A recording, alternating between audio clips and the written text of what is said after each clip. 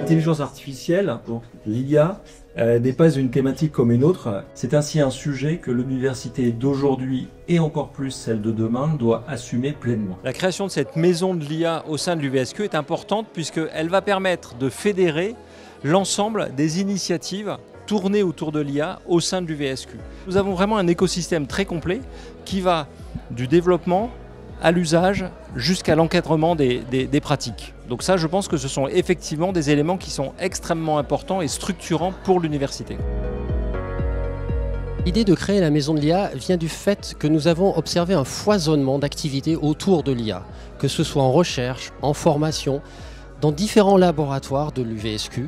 Et nous avons voulu fédérer toute cette activité, tout ce foisonnement en une maison de l'IA. L'objectif est de favoriser et de développer l'intelligence artificielle à l'Université de Versailles-Saint-Quentin-en-Yvelines, aussi bien sur les aspects recherche que enseignement, donc de la formation, d'accompagner les transformations pédagogiques, de stimuler la recherche et surtout de développer l'interdisciplinarité de l'IA, c'est-à-dire essayer de favoriser les échanges entre les différents laboratoires et les différents départements de l'UVSQ et également aider le personnel enseignant, personnel de recherche et surtout aussi le personnel administratif parce que l'IA ça peut être un outil qui peut faciliter la tâche de tous. Créer un lieu tiers, ça peut être comparé à ça, où les chercheurs ou le personnel se rencontrent sur des sujets pluridisciplinaires.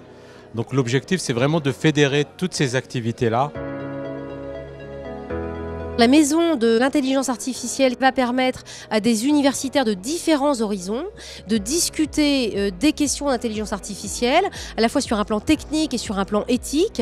Et il me semble assez fondamental que nous soyons très connectés sur ces questions pour en ressortir une vision commune qui permette d'avoir des pratiques satisfaisantes sur un outil qui offre des possibilités nouvelles, mais qui présente aussi un certain nombre de dangers. C'est absolument essentiel pour pouvoir garder une université au plus haut niveau pour l'IA et pour les étudiants, évidemment, puisque c'est eux qui en bénéficieront en premier lieu.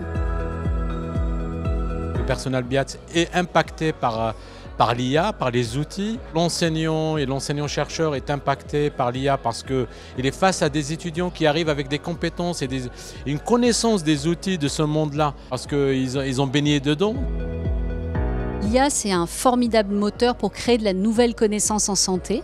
Et puis après, il y a évidemment comment on implémente, comment on utilise cette nouvelle connaissance dans le champ de la santé, c'est-à-dire à l'hôpital, chez votre médecin traitant et ainsi de suite. Et là, c'est encore balbutiant et on a vraiment besoin de recherche à la fois sur la création de l'IA et à la fois sur comment on veut l'utiliser, qu'est-ce qu'on veut en faire pour améliorer la santé des patients.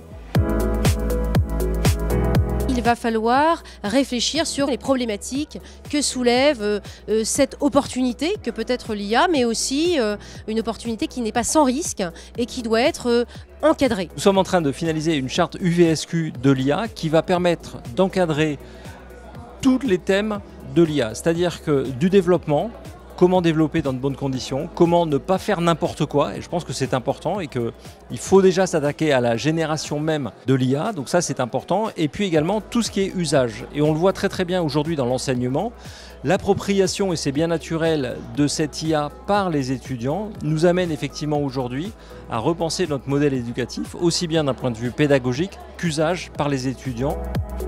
On sait que c'est un outil qui est extrêmement puissant et il faut l'utiliser. La difficulté, c'est que l'étudiant doit aussi se former sans l'IA. L'IA pourrait permettre de développer l'esprit critique, d'aller plus loin dans la réflexion, dans les questionnements. Ils doivent apprendre des choses, à prendre du recul par rapport à cette technologie et à voir comment eux, ça va impacter leur travail tout en gardant un regard critique. Et c'est ça qu'on doit leur enseigner, ce regard critique vis-à-vis de la technologie et plus particulièrement de l'IA qu'on ne comprend pas toujours.